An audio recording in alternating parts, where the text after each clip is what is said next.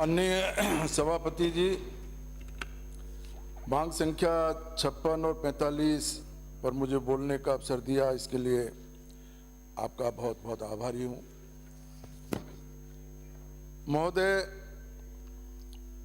आज उद्योग, वन और पर्यावरण पे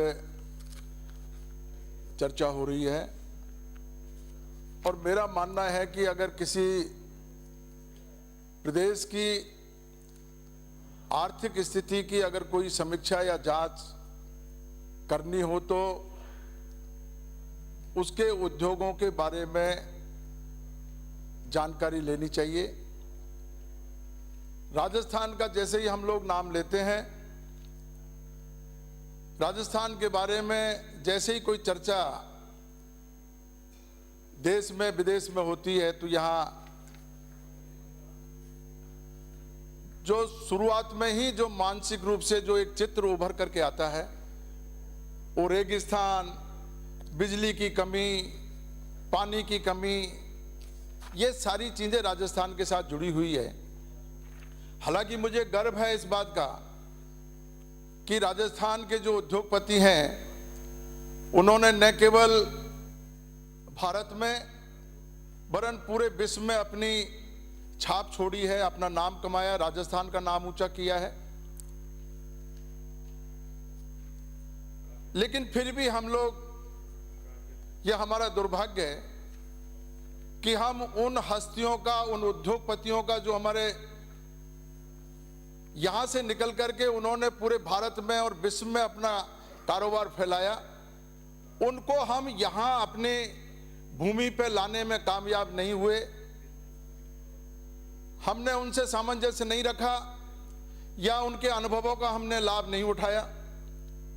कोई भी कारण हो सकता है, लेकिन यह निश्चित है कि जो व्यक्ति अपने घर से निकल करके बाहर जाकर के अपने कारोबार में अपना नाम स्थापित कर दे तो निश्चित रूप से उसमें कुछ न कुछ काबिलियत तो है और उनकी काबिलियत को पूरे वर्ल्ड ने माना है।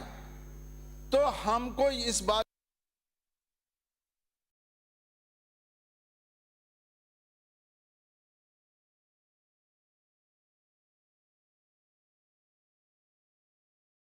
अनुभव का हम लोगों ने उपयोग नहीं किया, उनको सामंजस्य में हमारे कहा, यह हमारा गौर करने का विषय है।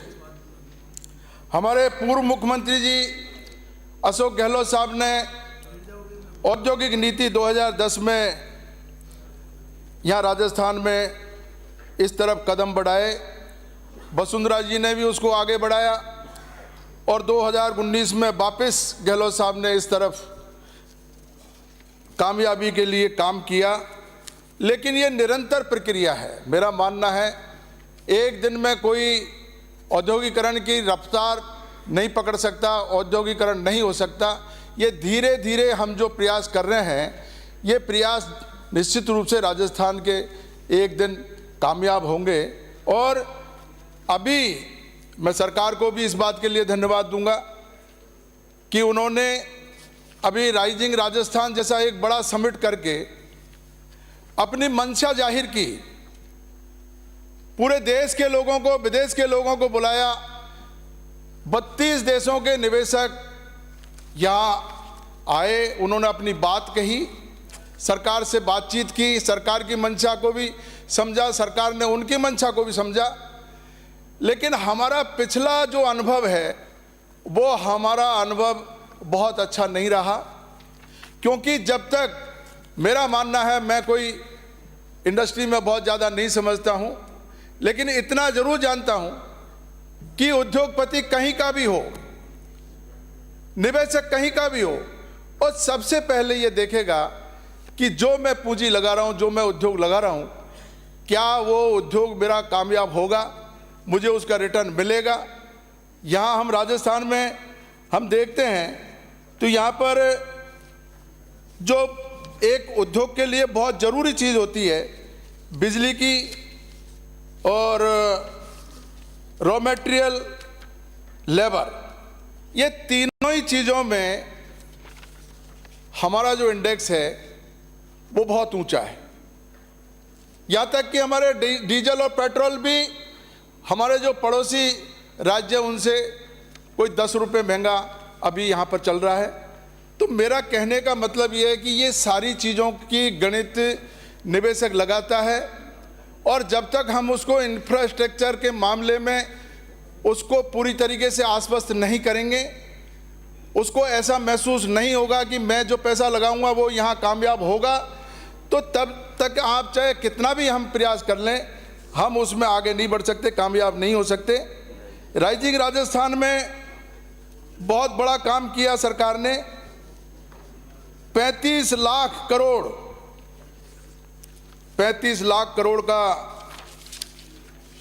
MOU किए हैं।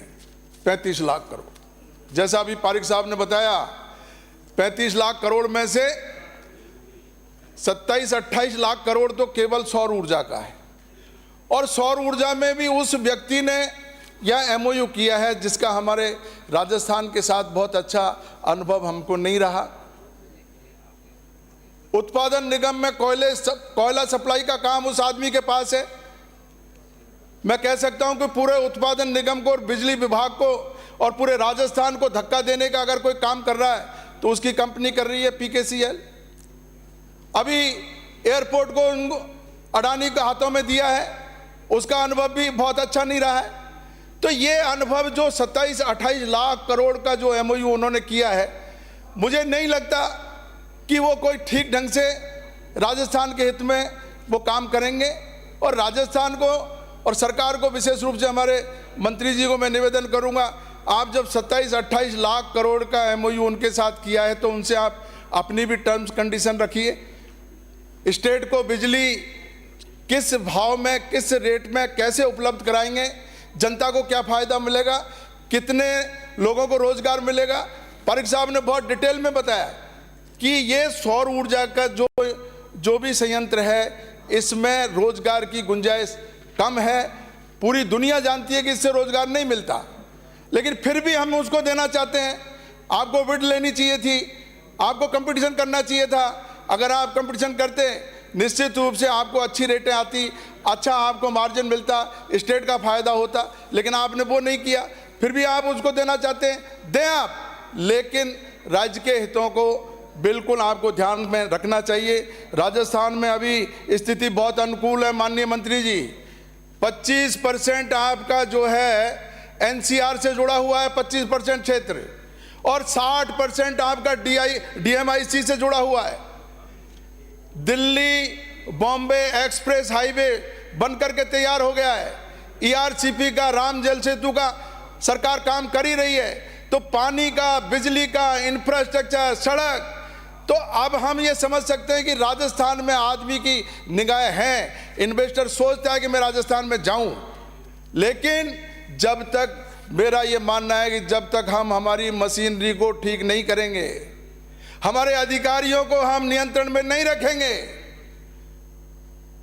बहुत सोच समझ करके निवेशक जो है अपना पैसा लगाता है, और जब यहाँ उसको मानहानि मिलती है, उसको समय पे काम नहीं मिलता, तो वह पीछे हट जाता है। जैसे अभी रीटा जी ने कहा, यह कोई छोटा मामला नहीं, बिल्कुल मामूली बात है चालान की, लेकिन जो व्यक्ति हमारा मेहमान के रूप में हमारे प्रदेश में आ रहा है, हमारे शहर में आ रहा है, हम उसकी एक जरा सी बात पे उसकी बेइज्जती करें, उसको अपमानित करें, और अपमानित करके वो कड़वा घूंट पी करके अगर जाए, क्या अनुभव लेकर के जाएगा। ये सब चीज़ें हमारे जहन में होनी चाहिए। माननीय मंत्री जी, मैं ये भी कहूँगा, प्रधानमंत्री जी आए और प्रधानमंत्री जी ने बहुत ज़ोर शोर से आह्वान किया है, बहुत ज़ोर शोर से निवेशकों को कहा है कि भाई आप यहाँ निवेश करिए, लेकिन अब प्रधानमंत्री जी की बातों पे ही लोगों का भरोसा नहीं रहा। प्रधानमंत्री जी ने अभी शेयर मार्केट के लिए कहा था कि शेयर मार्केट में पैसा लगाओ, और लोगों ने पैसा लगाया। 10 लाख करोड़ शेयर मार्केट में लोगों का डूब गया माननीय सभापति जी, 10 लाख करोड़। इसलिए इसमें हमें सोचने की जरूरत है। मैं अभी मंत्री जी को केवल मैं गंगापुर की एक छोटी सी बात है, माननीय मंत्री जी, हमारा गंगापुर जो है जिला घोषित हुआ था, और जिले के आधार पर 950 करोड़ के MOU गंगापुर के लोगों ने किए थे। अब जिला आप लोगों ने ख़त्म कर दिया। इसमें आपकी क्या स्थिति रहेगी, सरकार का क्या स्टैंड रहेगा।